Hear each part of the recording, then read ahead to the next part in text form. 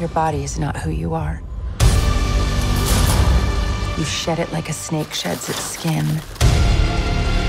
You transfer the human consciousness between bodies to live eternal life.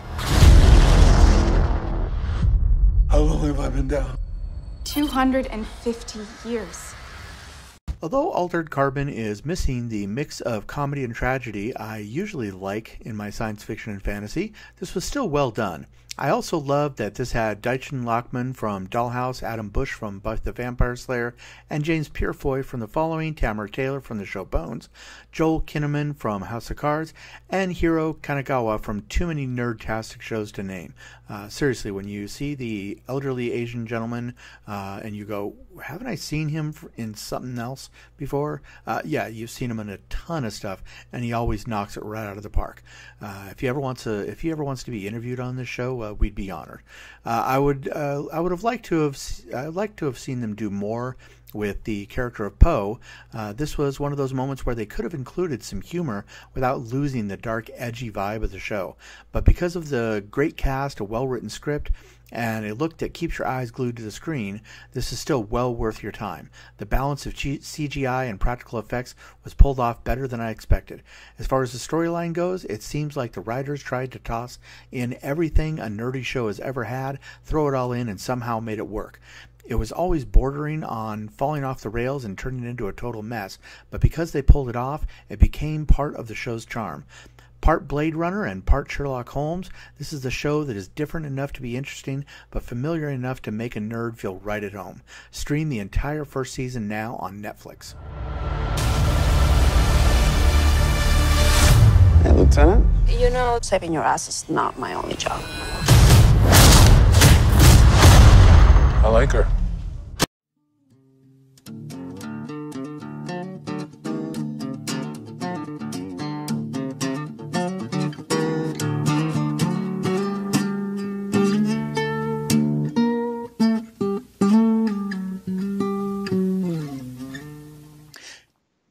All right, hey everybody, welcome to another episode of Nerds Drink Whiskey. Now, as you noticed, the past 2 weeks, Nerds Drink Whiskey has been a little different. The normal episodes will happen real soon. Jeff has just been sick, and we didn't want to do it without Jeff.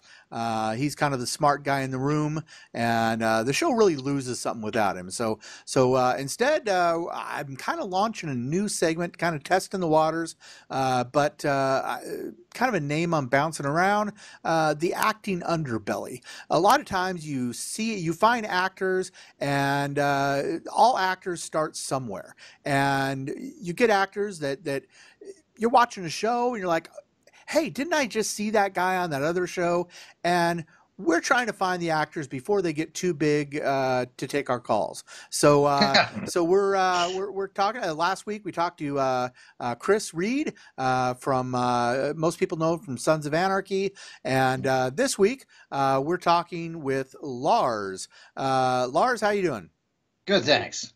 All right, now what's the proper way to pronounce your last name?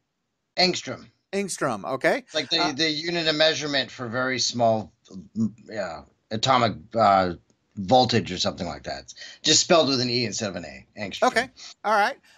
Now, I'm sure that most of the time you take a gig because of the paycheck, but Happy, correct me if I'm wrong, but Happy seems to be a show you might actually be a fan of.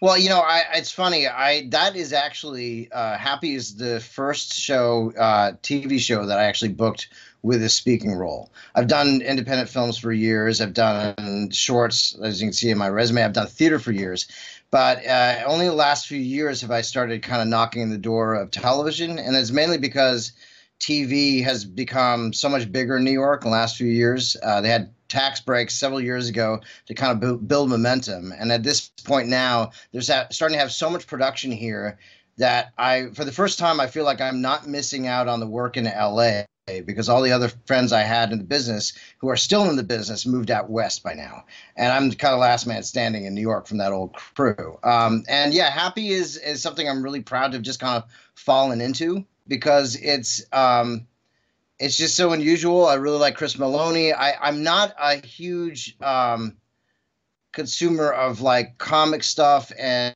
that kind of thing. But one of my best friends is really into Grant Morrison and into superheroes and all that stuff. And when I booked it, I told him about it. He's like, "Oh, this is great. This is a really good project to be a part of." So I kind of knew that going in that would be fun, but I also didn't have many expectations because I didn't really have a good idea of where he was coming from. And when I saw it, I was amazed by the innovation and just kind of like this.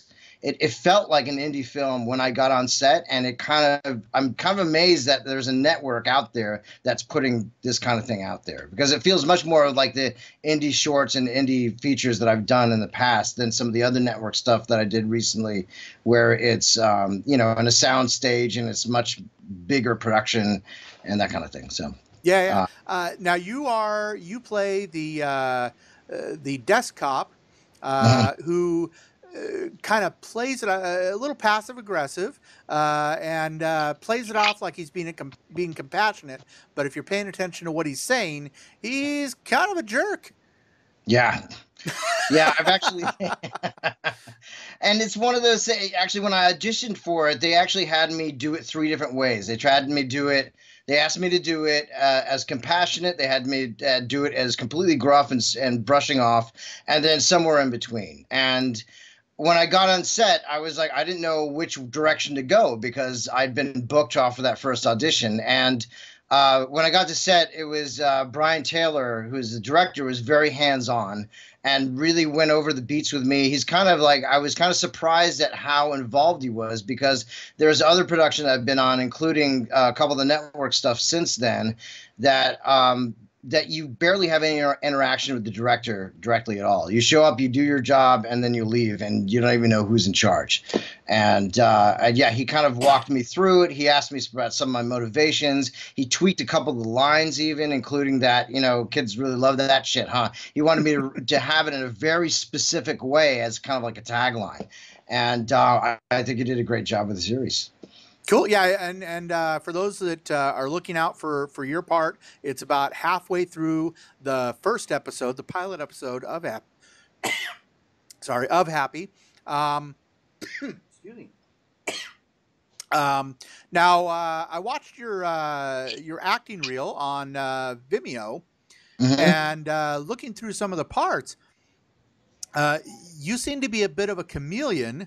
Is that part of what keeps you interested, or is there a bigger plan afoot? Well, you know, honestly, that's part of kind of my thing. When I was doing theater a lot, I was always being cast in different stuff. That's always been kind of the problem that casting directors have had with me also, because, you know, you go to, I grew up in the Bay Area and California, and I came here to go to NYU. And, you know, when you're studying acting in a 4-year program, you're constantly doing different techniques and different approaches and different roles. And then you get out into the business, and they seem to want to see you do whatever it is, the role that you're auditioning for. They want it to be just like the person you are when you walk in the room. So there's this real disconnect where you think like an actor is about acting whatever part gets thrown your way, and then you get out there, they just want you to do the same thing over and over again. And I'd had people in the business say, you know, I would love to take you on and start sending you out for things, but I wouldn't know where to start with you.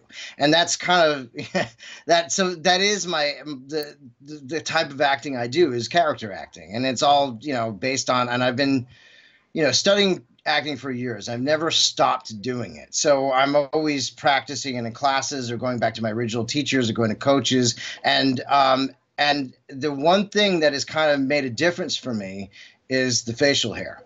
Until about 2013, I was always clean shaven, and I was also kind of boyish looking as well. So I always looked a little young for my age group, and then people didn't know what to do with me. I was just a white guy of a certain age, like thousands of other actors in the city. Then I grew a beard. Then it started getting gray, so I got it just to a mustache. And all of a sudden, people started seeing me as a cop or as a fireman or as a farmer. You know, they instantly were able to find that archetype for me to fit into. And that's kind of how I've got into that. Well, up to then, as you saw with my reel, there's like more older stuff that I think is still on there, where I'm completely different from the characters I've been playing more recently. Since I've had the facial hair, I've mostly been playing blue collar, although I just auditioned for a rich guy yesterday. So I'm still in the kind of character mode, and I'm not sure where that's going to take me.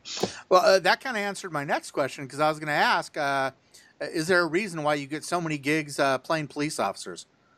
I think, you know what, I think that with television, especially with the smaller roles, there's no time for nuance. When you appear on the screen, I think that there's this quick thing where the audience wants to, there's very short scenes. The scripts are always no more than a page or so, whereas a play can go on for a long time.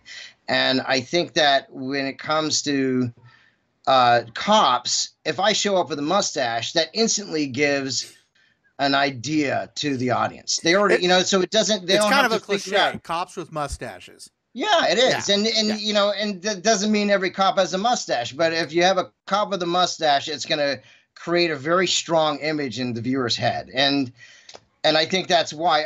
The other thing is that there's a lot of cops in New York who, when they retire, they stick around, they do other jobs, but sometimes they'll delve into acting and they'll pick up small roles and stuff. But a lot of times when they're my age, they've just come off of the force, so they don't have a lot of experience. So they might have the technical knowledge and know how to front in a way that a cop has to do in his daily business, but he doesn't have the experience of working with a script. And so I think that gives me an advantage. Even though I might be in the room with a lot of other real cops, I feel like that just because I've been doing this a long time, I might have that edge to kind of make a change if they need a change or they want to see it another way. I can deliver a broader range that way.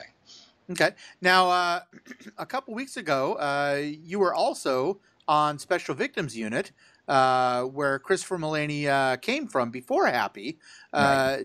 Do you notice any fan crossover between the two shows? I don't, but it's still, Happy is still being discovered. It's funny. I that was actually shot this past summer. So it was already, by the time it came out in December, it was like 5 months past. And so it's something that I did first and then did other things, and then this thing got legs, and still because people can see it on demand and and online, that I'm still getting people reaching out saying, "Oh, I just saw you on Happy." Where with SVU, either they saw me on SVU because they were watching it, or they didn't. Yeah. And then they'll probably see me again if it reruns, that kind of thing. But Happy is really, as you know, it's kind of got this intensive following that seems to be expanding. So I call that I think some people call that a slow burn hit. It's or a sleeper hit. It's one of those shows that the ratings on season 2 are probably going to be way bigger. And there's a lot of shows. The show Firefly is probably 10 times more popular now that it's been canceled and dead for a decade or so than it ever could have been when it first aired. So Happy is kind of that way, and I'm glad they give it a season 2. Is because it is people are just starting to talk about it now that they've done the finale. So now we both have drinks in our hands, and the show is called Nerds Drink Whiskey. So what whiskey are you drinking? Well, I'm drinking. Actually, I need to refill it at some point. It's a Bulleit Bourbon. It's just a straight on. I don't have a very sophisticated taste. I like a good drink once in a while, but I haven't.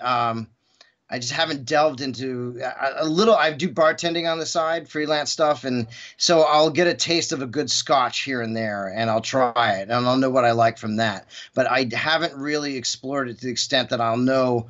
I don't even know enough about rye to know whether I really like it or not, or that kind of thing. So I stick with basics that I know, like, okay, this is good. So I have a Bulleit in, my liquor cabinet. Bulleit is, I've noticed that at least in the Northwest, if you go to a restaurant and you ask them for, well, what good whiskey do you got? And it's always Bulleit. Bulleit is the one that they give if it's not like a super 5-star Richie Rich restaurant, but it's a nice restaurant. Right. And usually the highest, the best quality bourbon they'll got, if you ask for a quality whiskey, they'll give you Bulleit. So there's also I noticed when people first start getting into whiskey, the first whiskey they grab to show that they're not just getting Jack Daniels would be Maker's Mark. And Yes. so that's kind of the beginner whiskey for whiskey aficionados is Maker's Mark. I agree. In fact, before Bulleit was, I don't know how long it's been around, but I know I've only been serving it for the last couple of years. And I know that before that, Maker's Mark was the go-to of the high end, but kind of common whiskey. So right. It's common high end. Yes. So, yeah. And of course, one thing I've noticed is you can go to your extremely well-known brands, but if you go to like their special select, distiller's choice, whatever, that are like, $100 a bottle, $200 a bottle, those are the ones that are behind the glass cabinet at the whiskey store. Those are actually really, really good because those bigger companies can actually age a barrel for a good 20 years, whereas your smaller craft distillers can't. So they're lucky if they can get a 5 year. So, but yeah. So and the reason he mentioned rye is let's see. Here we go. Skip Rock Distillers.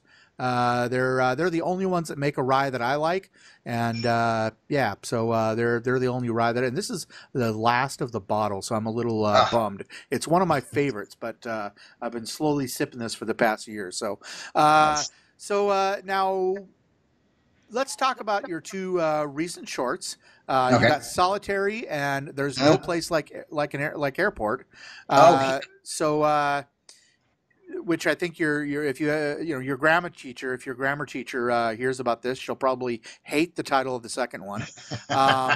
But first off, Solitary. Is it a drama, comedy? What can people expect? Solitary is it's a drama. It's a short. It's kind of long running short. It's about 22 minutes, I think.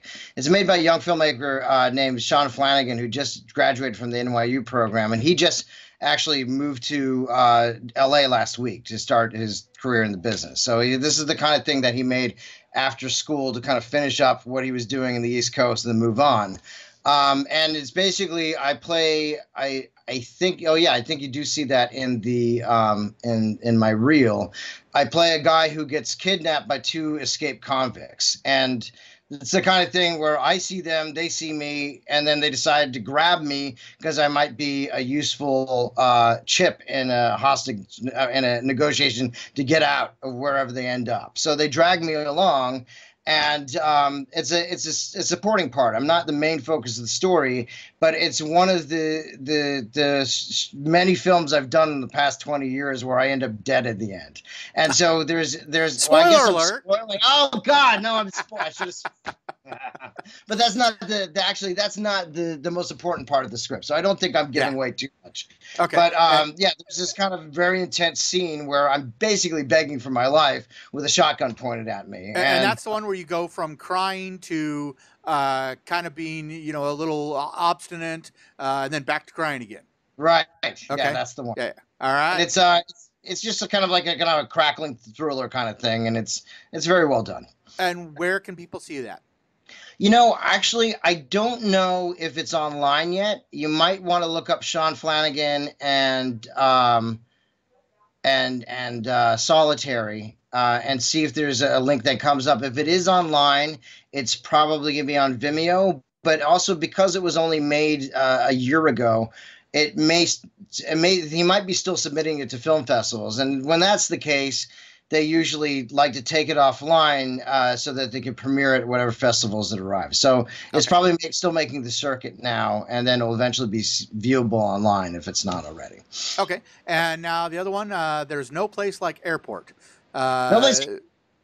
Yes, that was actually a very quick thing for me because I was just the voiceover. I was a voiceover on an airplane. I was a captain, and I actually worked on another short called The Black Mask, which was made by a young Portuguese filmmaker named Felipe Coutinho, and he's also in LA too. Everybody migrates to LA eventually. And there was a Serbian filmmaker who was working on it who really liked my voice. So she asked, could you just do the voice of the captain on this short? So this was just like an afternoon in a studio kind of thing where I was just recording my voice. You don't actually see me in the film. Okay. And that's for both of them. There was another one you mentioned. that you did recently, other than Oh yeah, the Black Mask. It was Yeah. actually. Oh, that I've done. Are you asking me if I've done other things recently, or No, just I'm about saying the Black Mask? well, you mentioned Black Mass, so I figured we'd talk about it. Is that something you've done Sure. recently?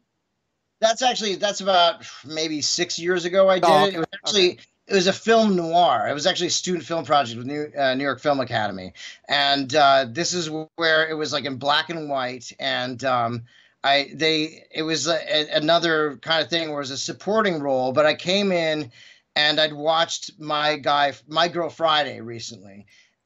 Before I'd seen it, which is like, this very kind of like, it's all about newspaper people in the 30s, shot in the 30s. And it's all very like, how about them games kind of thing. It's all very kind of stylized and very heightened. So I went to the audition for that and they say, okay, they just cast me right there because it was all about making a strong choice and bringing it to it. So it's both comedic, but also kind of like it's definitely a genre piece. And that was about 5 years ago. There is one film I'd like to mention, if you don't mind. Absolutely.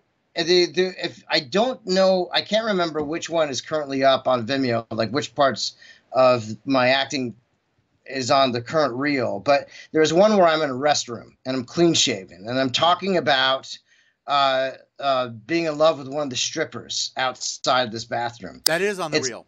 Yeah, okay, that is. Now, It's called From the Head, and it's on Amazon streaming. It's a feature, and it was done for probably about 7 years ago now, but it was done by a good friend of mine that I went to acting school with. He moved to L.A., and he was always – he was one of the more brilliant actors in my acting program, but he also just didn't like the whole schmoozing aspect of the Hollywood business and all that kind of thing. So he decided that he was going to start writing his own stuff in order so it could bypass this whole ladder that I'm climbing right now, just like kind of auditioning for small parts in television and movies and kind of chipping away at it. So when we were out of NYU, my survival job at the time was working on Wall Street during the day on a trading floor as an assistant, and he was a restroom attendant in a strip club, and he was journaling the whole time. And a lot of times he would sometimes be it was a chain of him in the city, and sometimes he'd be down the street from me. So I'd go and drop by after work sometimes, say hi, hang out with the bathroom,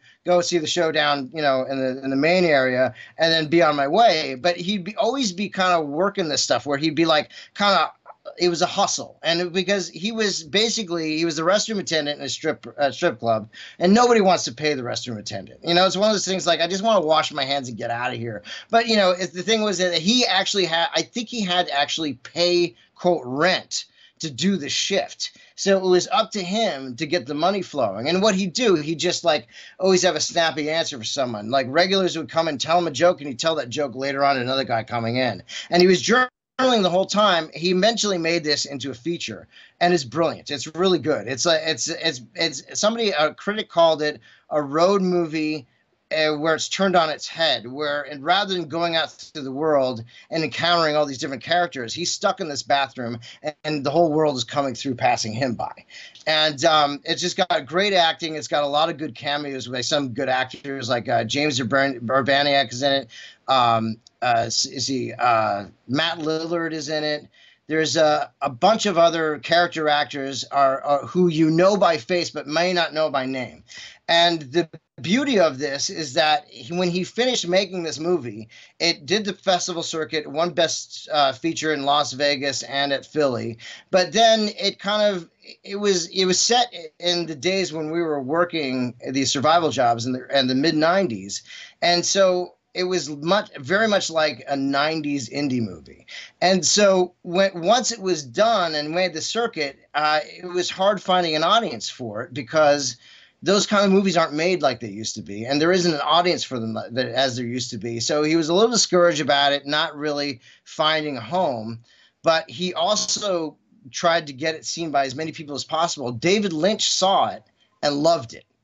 And George is now, well, it's gone through the run now, but George, because of seeing this movie, David Lynch cast him as Ray Romano in Twin Peaks: The Return, who's one of the main bad guys. And so this is kind of like a fairy tale story where he like, put his heart and soul to it. It seemed like maybe it didn't work out for him. He started maybe thinking maybe was it a good idea to put all these resources and put everything into it. And then it turned out it really made him go on his way. And it's called From the Head, and it's on Amazon Prime.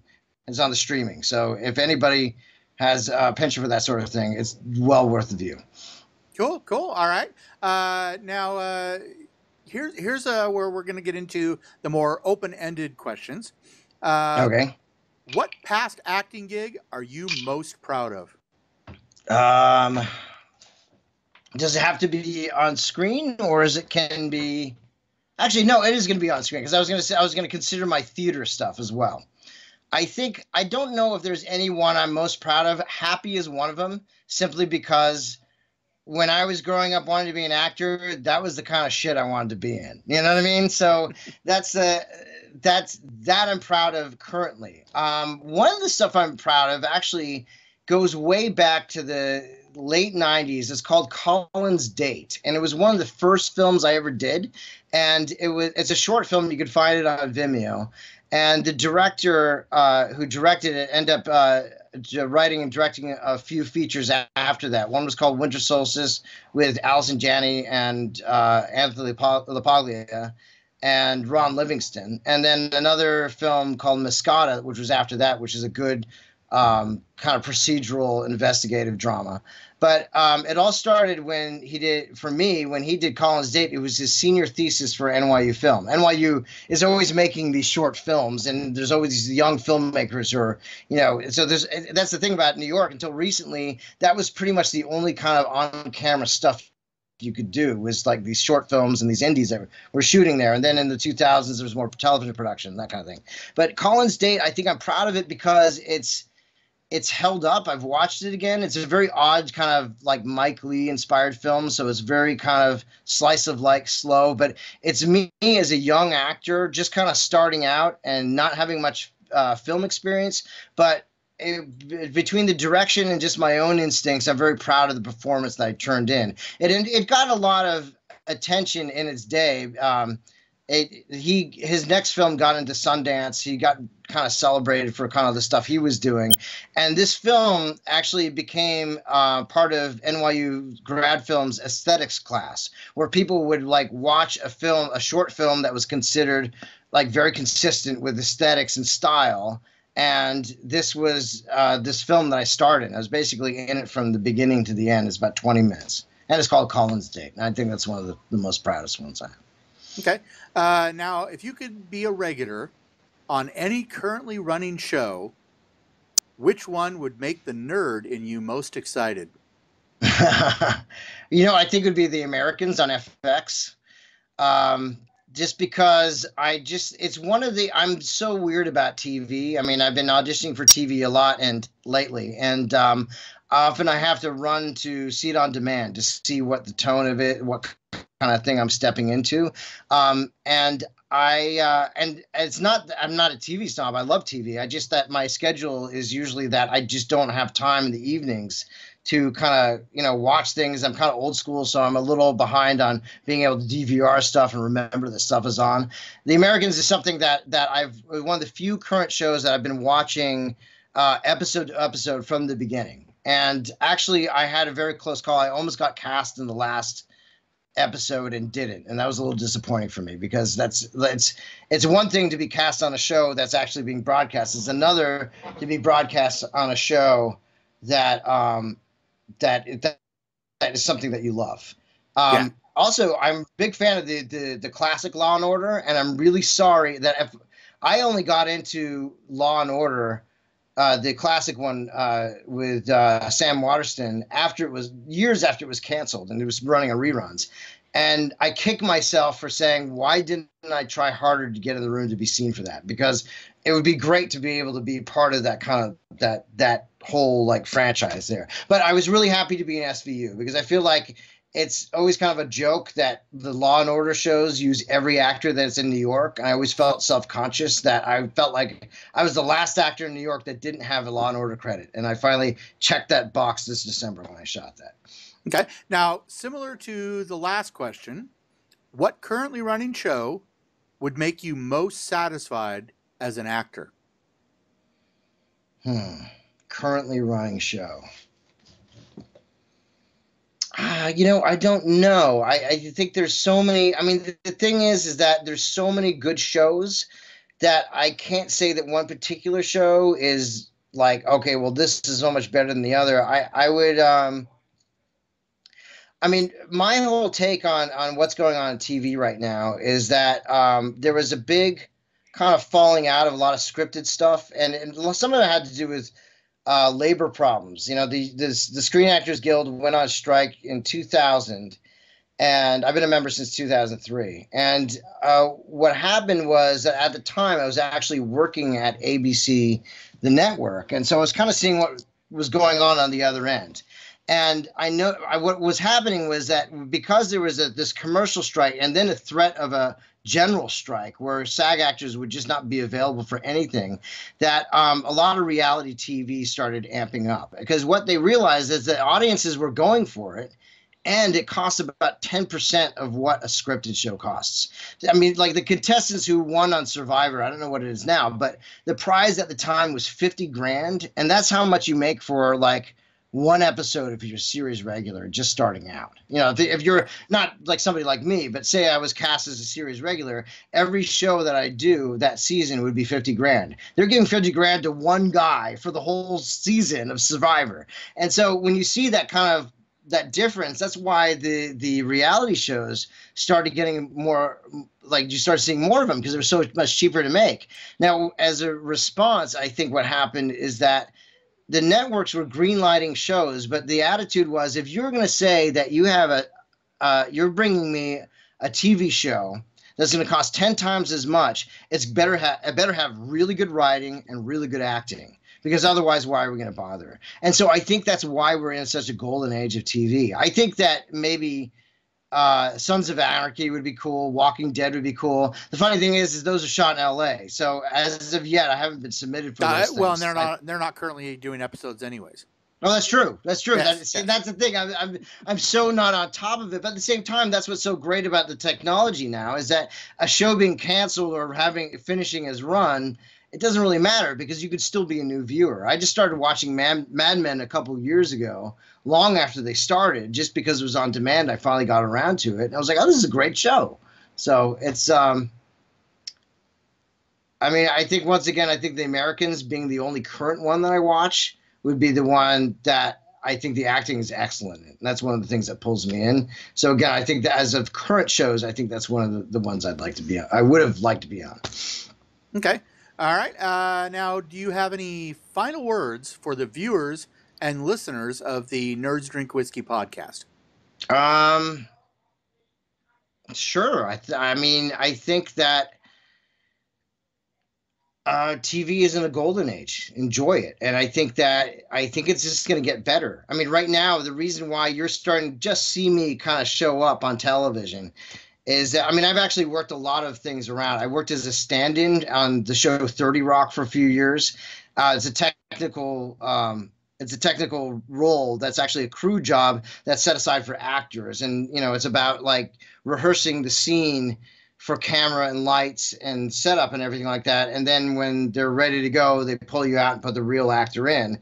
And so I got to see a lot of the kind of the inside of the business and stuff. But I think that now that it's been several years in of this increased scripted shows, especially in New York, is that you're going to start to see a lot of good actors you've never seen before. Because it used to be that it was like the actors in the top 3 agencies would be called in for everything. But at this point, they've been casting them in everything, and they've got to cast a wider net. That's why you're seeing people like me. So you're going to continue to see a lot of good actors who have got their chops. You've never seen them before, and you're going to get a lot of new surprises in the coming years. Yep. Well, not only are all the reality shows finally starting to fade away, but you've also got a bunch of new outlets of Amazon Prime, Netflix, Hulu. Disney's about to launch their own channel. Comic-Con has its own channel, and all these shows. And for me personally, you know, Amazon Prime, getting on Hulu or Amazon Prime, to me, that's no different than being on NBC. I'm actually more likely to watch a show that's on Netflix or Hulu or Amazon Prime than I am a show on NBC or CBS, Right. just because it's way more convenient. And if I'm a couple episodes behind, they won't let me stream it. And so, you can get behind on a show and there's no way to catch up because they hold back any episode other than the most recent 3 episodes. They hold it back. Whereas I can go on any of those streaming services and I can catch up on a show all the way through.